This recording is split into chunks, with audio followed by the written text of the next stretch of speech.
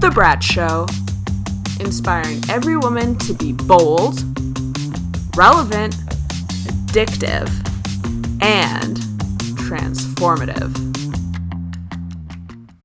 Welcome to The B.R.A.T Show. I'm your host, Kathy Barthel, also known as B.R.A.T Kathy. Today's guest, Chelsea Brown, is VP of Development and Operations working in finance, and a philanthropist turned women's advocacy champion.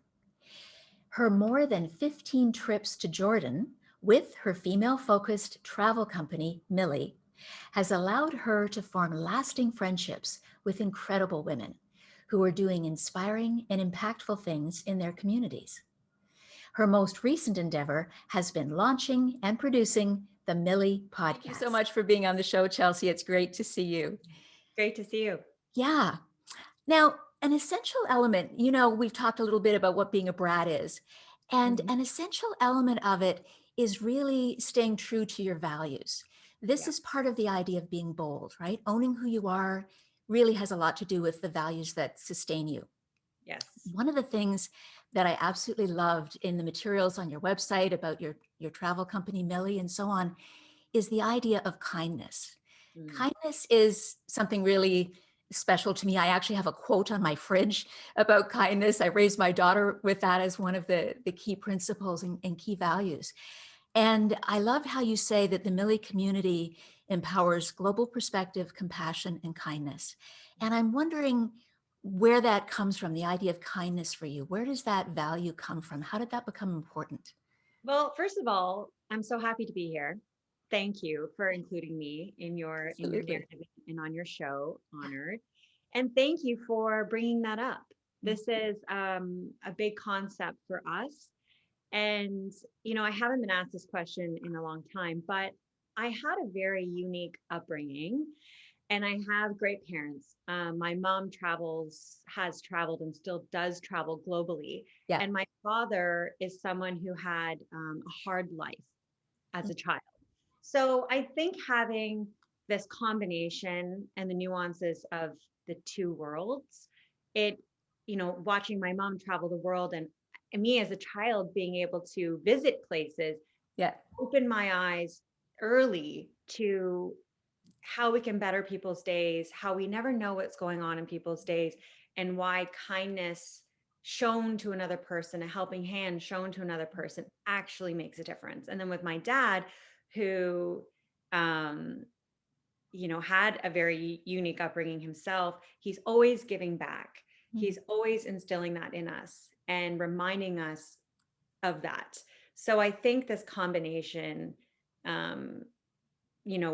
gave me the opportunity to see things through that lens as a child. And then, of course, I've always seemed to have a reaction every time I would see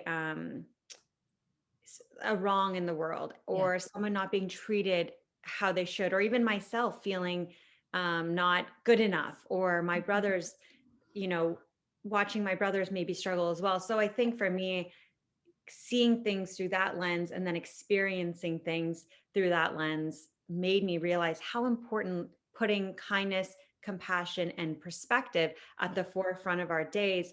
That's what I think made it so important to us to lead with that. Yeah, I love that. And I was actually going to ask you if you were one of those little girls who was always fighting injustice. I was one of those little girls.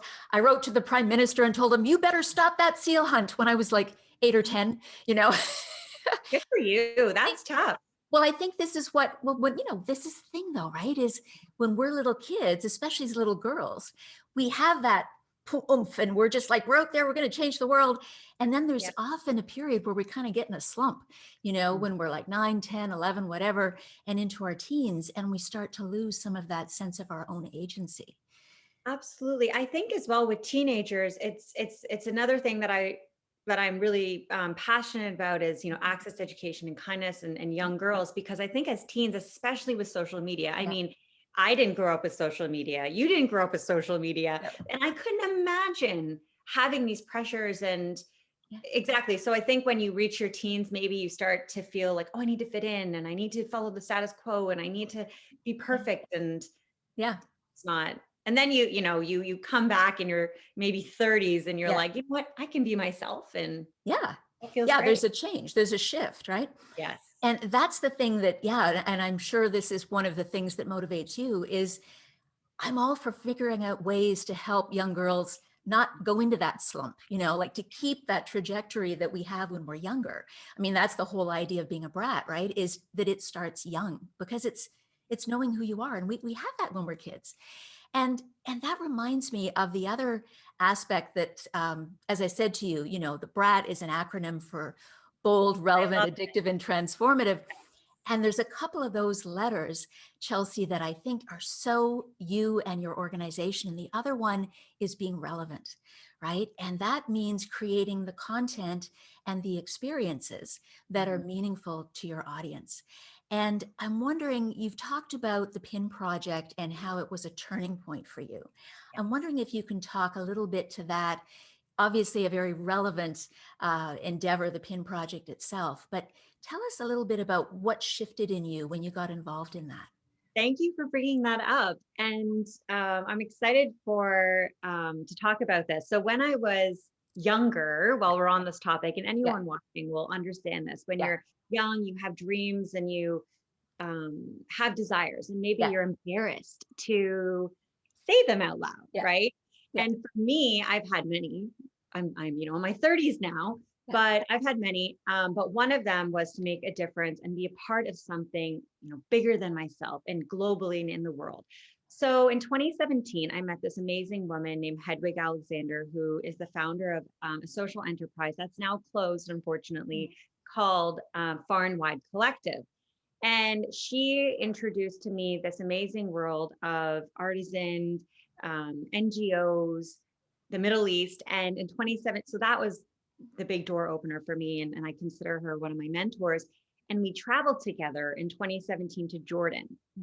And this was like my childhood, not so much childhood fantasy, but in my 20s, I said, I know there's something in me, and I'm embarrassed to say, oh, I want to be part of something working with human rights or working in humanitarian and being a social entrepreneur. Why me? Right. I didn't know if I could pursue that. But of course, anything is possible. So I was so honored to meet Hedwig, and we were in Jordan and for the PIN project development, and it was a dream come true. We met artisans, Syrian refugees. I also had my inaugural interview. As you know, I interview women on the Millie Podcast and on Millie Speaks pre-COVID times, but I interviewed an amazing Syrian refugee who just blew my perspective.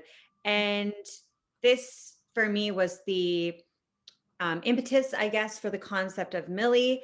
And it was through this experience that we knew these experiences will change people's lives and will change the world one person at a time. So I think I've gone off track now, but this was a really big turning point, as you mentioned, the PIN project that really opened the door into what I'm doing now. Yeah, this is the thing. It's so interesting because one of the things that I often talk about is something I call the spirit of place. We're drawn to certain places in the world, or it's not until we get there that there's a resonance. There's something about that location. And it seems to me in your story is that, you're talking about this woman that you met, which, kind of a little bell went off in my head in terms of when we get to talk to an individual and we get a sense of where they are in the world and what it feels like a little bit to be them and to get a sense of their experience, there can be like a complete 360 shift.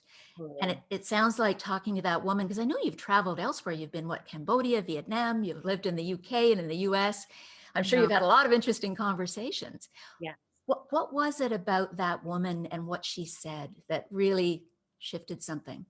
I don't know if you can see, I have goosebumps because of what you just said and remembering the conversation. So she said to me, I said, what would you tell, this was 4 years ago, people.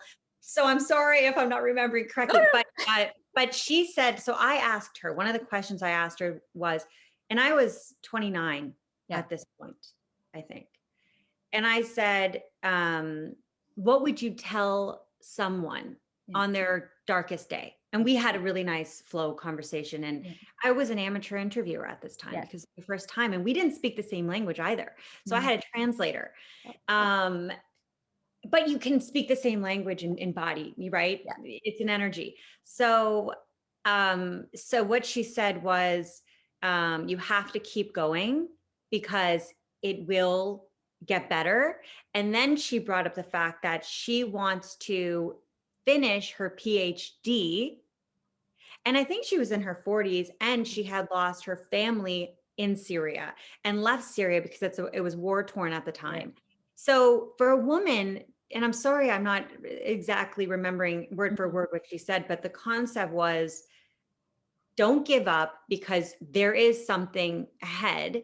And for her to tell me that she wanted to finish her PhD after fleeing Syria, building a new life in a new country that's not her own, is very bold and incredible. And I came back to Canada kind of like hating everyone around me almost, because I've never seen that type of determination from the people I knew at the time, you know? Yeah. So I was just thinking to myself, if this woman has overcome what she's overcome and her goal is to finish her education, and, you know, my platform is access to education. We do various projects within that.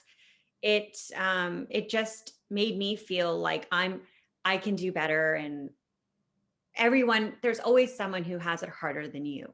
So I think it really resonated with me for many reasons. And I hope that landed okay. I hope I explained this properly. I haven't talked about her in quite a while, but I think it was the fact of her determination to finish her education and her mindset that, nope, I'm not going to stop. Nothing can stop me. It was quite a day. You know, it's a wonderful story, and thank you for sharing it, Chelsea.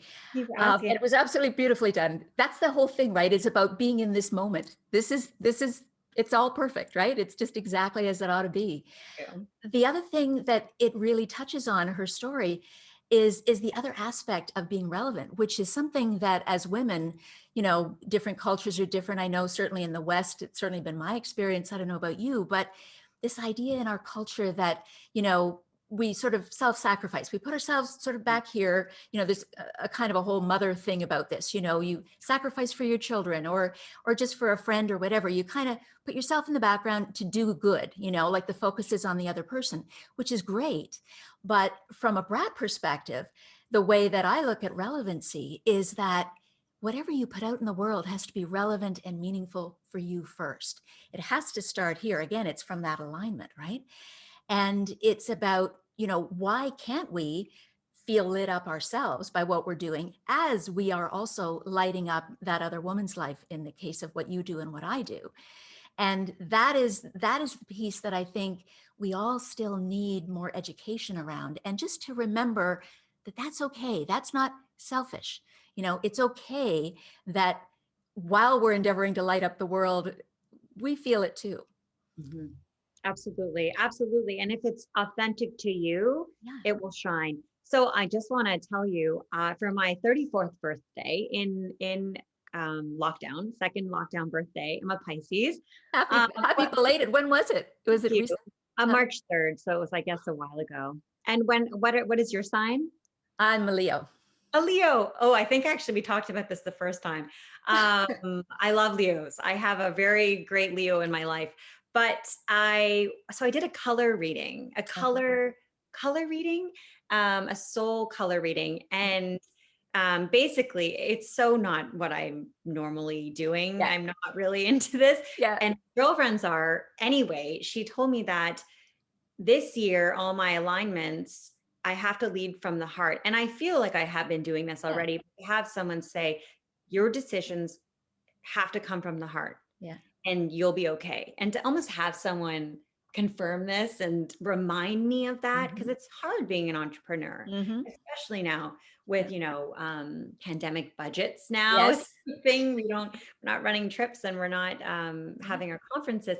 So anyway, that was a really nice reminder to lead from the heart and just trust your, you know, instincts. Exactly. And when you do that you feel different, right? You're in a different place. Energy wise or whatever we want to call it, because you feel that you don't feel the stress, I think, in the same way, right? You can approach things, you deal with the challenges and so on. But when you have that, that sense of self and where you're going, then everything you create from there makes logical sense, is organic. Yes. And it makes it so much more fun. I hope you're enjoying the episode. If you are, go ahead and click like. And while you're there, click the subscribe button as well so you don't miss another episode. And the other thing that I love about what you do, obviously, in all the things you do, it's obvious to anyone who's been listening to this conversation, is that it is transformational, right?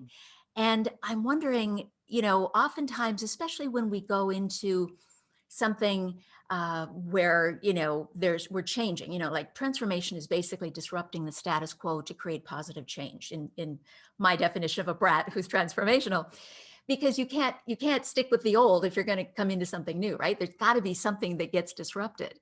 Yeah. How has that gone when you are in other cultures, you're adapting, you're working with women who you are really helping have agency in their lives?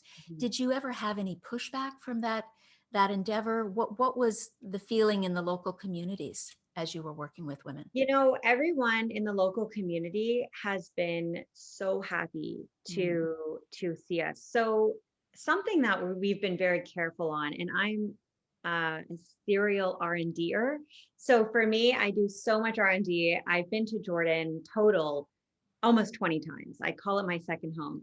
Yeah. And after the PIN project, we did a lot of R&D, and I was fortunate to work on an initiative that employed artisans and built jobs. So I came from a place of I was embraced. I had built a relationship with the locals, not all of the locals, but the locals. So I came from that trust with them. And I do think that helped. But everyone, and sorry, I also want to say, we're very careful not to make this voluntourism. It's not about coming in, doing something, and then leaving. Not knocking on that, but we just wanted to be very careful on our narrative and what we were doing. So because we work with NGOs and we do enter into the Turquoise Mountain workshops, and these artisans are prideful, of course, and this is their job. These are their jobs and their livelihoods. So they take that with a level of pride, as we would as well in our lives with our jobs. So we don't want to come in and act like we're volunteering. It wasn't about that. It was about having like a real experience and witnessing the pride and a new craft that we wouldn't necessarily see. So that's just one example of some of the NGOs we work with. And that's why it is careful to carry that balance with being careful when you do enter. So we have been embraced when we've been in country. We haven't received pushback. I think everyone trusts me and what we're doing and is excited to be part of it. People also like to be included from the beginning and things so they understand it. So I know that, and it's better to have more people involved. So I think everyone loves it. Everyone, I mean, is when are you coming back? So we've been respectful, respecting the footprint, respecting the culture, and understanding the boundaries is important. But I do feel for Jordan, which is the main country that we travel to, we have been embraced and we haven't really seen any pushback. Yeah. Thankfully. It sounds like, is it true to say that you came into a community where, as you say, artisans and working in that creative way was something that was already something people were doing, was an established thing? It wasn't like you were coming into a community where there was none of that and people were really, sort of hand to mouth existence, and then you had to introduce something. So were you? Absolutely. I understand what you're saying. And we didn't know, we just saw the needs. Hedwig was, the founder of this project. She's amazing. But she's lived in Afghanistan. She was the managing director of Turquoise Mountain. She understands this from a very deep level. But our team basically, Hedwig saw the need for this because craftsmanship and artisans is actually a very traditional career field in the Middle East, and it's passed down from generation to generation. So if we can create more jobs within that space, or Millie also has contributed to the Turquoise Mountain scholarship. We should probably say, sorry to interrupt you, what Turquoise Mountain is. It was started by Yes, His Royal yes. Highness Prince Charles, I believe. Yes, thank you. Exactly. Started by His Royal Highness, the Prince of Wales, Prince Charles. And basically, this is his foundation to revive traditional crafts and restore historic areas. And they have, I don't have the statistics in front of me, and everyone should check out Turquoise Mountain, but they have a clinic in Kabul. They have revived thousands of, or hundreds of thousands of buildings. They've created thousands of jobs within traditional craft. And they were working on the PIN project. And that's how we've now worked with them. So we now introduce our travelers to Turquoise Mountain. They receive a briefing and an experience. But fortunately, we're traveling now, of course, with COVID, and we're not sure what will happen after COVID as we pivoted, as everyone has pivoted, but we love working with them. It's a highlight of my day to FaceTime with them and email about the PIN project. Yeah, that's wonderful. It's funny, once something is established, like the Millie and, travels and different things, someone else comes across that website or that initiative, they find out about it, and it's a fait accompli. It looks beautiful, your website is beautiful, but there's obviously a whole bunch of work that precedes that, a whole bunch of everything that people couldn't even imagine, half of the pieces that you've gone through since 2017, 2018, was it 2018 you took your first group of women? Officially launched in 2018, but exactly what you're saying, so much behind the scenes. They say an idea takes 10 years or something. What is the quote? It takes something like that. Yeah.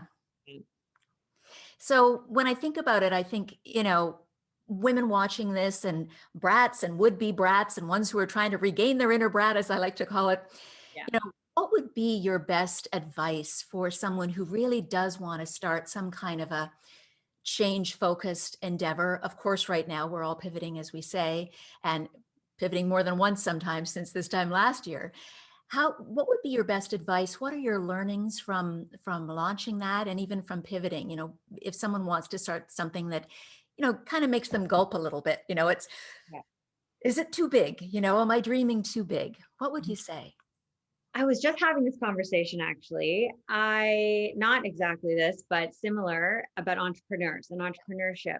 Yeah. There are many answers and many pieces of advice I'd give, but someone who's just starting out, I would really suggest mentorships. So seeking them, communicate with people, not being afraid to reach out to someone who might have a large Instagram following or seem out of reach. They're not. Yeah.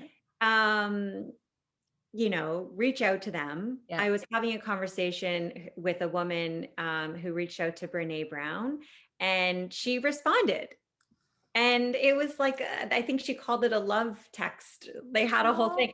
I mean, this woman is an emotional intelligence coach, and they had an alignment. But don't be nervous to do that, because if you don't, you will find yourself in the same place, and you are worthy. Don't feel like you're not. So definitely take that step. And if you are an entrepreneur, something that advice I would give in business would be take a pause before reacting. So definitely take that moment, find your process, and understand other people's processes that you work with. Because I think right now, working in a digital age, we're always on email, and a lot of things get misunderstood. So to build successful relationships with people, take that time, have your process, understand their process, have clear communication.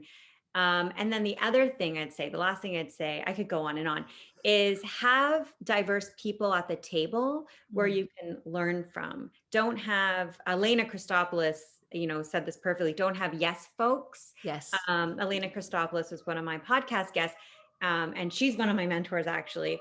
but don't have yes folks, which I love, because maybe it sounds great to get people, oh, it's beautiful. Okay, well, that doesn't help me. Someone else needs to critique me in a helpful way, but find those that you respect and trust, because you don't want to be getting, I mean, you know this.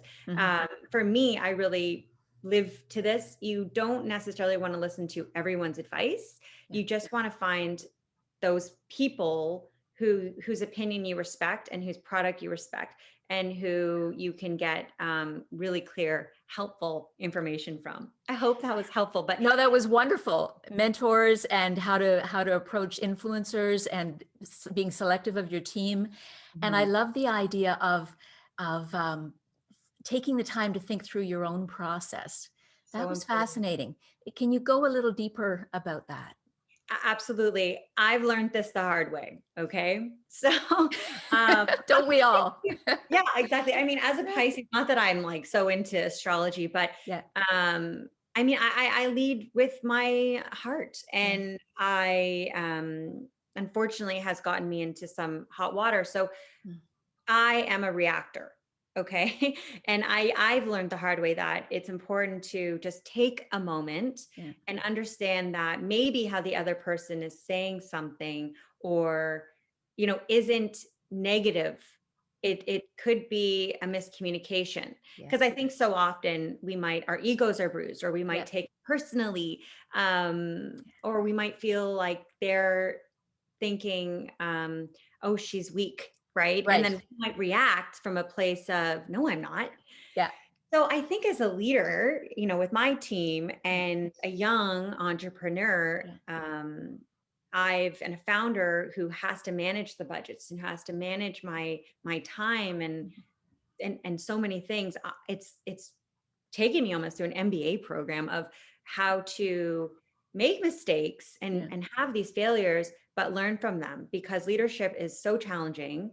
It's something that I think even the best of the best, they still learn. And I just think, I'm digressing, but just back to that point of understanding your process. So if you're someone who maybe like me, who takes things personally, then understand that you have to take a moment before responding, or right. And that's part of your process. It's like, oh, I know this.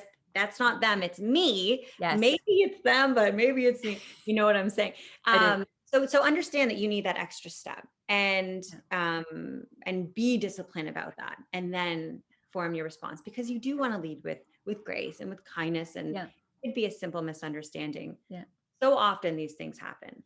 I hope that made sense. No, totally does. Totally does. And I take from it the idea, Chelsea, of process is not just the process that you're going to create in your business or whatever the endeavor is, but it's the processing that we do ourselves, and understanding again, this thing about being anchored. What are the little things that set me off, and why is that? And what are my triggers? And how am I consciously working on those, consistently, regardless of whatever business or product you're putting out, and thinking about those things. Because you're right, we're all in a different place every single day. And these days we're in several places in one day in here. Right? It's a really hard time right now. It is. But with the process, I think I interpreted it that way. But of course, understand your process approach to business. I mean, systems as well are really good if you're an entrepreneur, your budgets and your spreadsheets, and understanding your process is key in business. So, and you can't really learn that in a business book, I'd say. You have to learn that from finding your footing, maybe making some errors, but it's going to be fine, because everyone has done that. And you'll hear that from anyone who has built something. Yeah. And this is the other thing that we as B.R.A.Ts do. And I'm including you in this wonderful group. I hope this is Oh, I'm honored. Because thank you. Because this is exactly how we think, right? I don't know, we hear this all the time, and we know it in all kinds of big stories of various inventions. But I mean, it happens to us personally. When we mess up and we do something, we often get our best result. I mean, I used to sew a lot. I made my wedding dress and things. And I was going to this party, Chelsea. And of course I was making the dress, and it was 3:30 in the afternoon, and I had to be there for the dinner. Of course. And I'm sewing this dress, and it was this most gorgeous material. It was a blue sapphire velvet, that rich, rich blue. And it had a low back, and it had these rhinestones all down the back, and it was short, and it was just, well, nobody told me, I had no idea that you're not supposed to iron, on top of the velvet. And I'm going along with the iron, and I look, oh my God, Oh no. I got to leave it an hour. Right. And there's marks from the iron. So See, I didn't know that. So thank you. yes. But this is what a brat does, right? What happened was I looked at it and I thought, that's kind of interesting. I'm going to wear it anyway. Smart. Yeah. And so I go to the party, and it's like, I love your crushed velvet dress. Oh my gosh. Amazing. You're like, thank you. Thank you. But this is what we do, right? We take, as brats, we take these moments and we rise and we move toward them. It's not about moving away. And hopefully it's not about saying, oh gosh, I messed up again. But it's about having a sense of humor, right? And saying, okay, so I kind of put my foot in it. How can I work with this? 100%. And me, I'm someone who's it has to be everything. And so I really struggled with this. So I really understand the importance of that. It's okay. Yeah. And I think in my 30s, owning your own story, we talked about this. It's about maybe not being exactly what you envisioned. But that's okay. You just have to accept it's better now, right? And it may be the better thing for you. This is the thing. Absolutely. I'm similar to you. I mean, I'm also an editor, right? Yes, There's these two halves of my head, the editor, the writer editor, and the performer, whatever else. And sometimes it's about easing back on that gas and just kind of going, okay. And trust is a big thing. Trust, huge word. Okay. Kathy, I would love to show you the pin. I have the pin here just as we talked about. I just looked over. I have it on my jacket just so everyone can see. I love it. That we're discussing. And this is the Jenny Bird pandemic relief pin here, which I don't believe. She designed the pin, right? Jenny Bird exactly is the designer of this pin. So I just thought I love it. I love that pin. I have a thing about kites, and the idea of just being up there, the idea of being free, and hopeful. Beautiful, colorful kite that's just, and being hopeful. Exactly. Being unfettered and letting that hope and that expression, whatever that is of that individual out. Right? Yes. Well, we hope everyone feels that when they wear it, and I'll have to send you one. Oh, I would love one. I would wear it with pride. I have some images that I'm going to be putting up on my wall, and one of them actually is a kite in that shape. Wow. With a lot of red and a lot of primary colors in it. Yeah. And where can people reach out, Chelsea, if they want to contact you about Millie, about the podcast? Yes, people can visit our website at millie.ca and connect at millie.ca, email, and our Instagram is the Millie Community. Thank you. Fantastic. Thank you so much. It's been great. See you soon, hopefully. Yes, I hope so. Thank you so much. Thanks for watching. If you enjoyed the interview, click like and subscribe. And share this interview with any brat that you know. And don't forget to ring the bell. That way you'll get notified whenever we put out new content.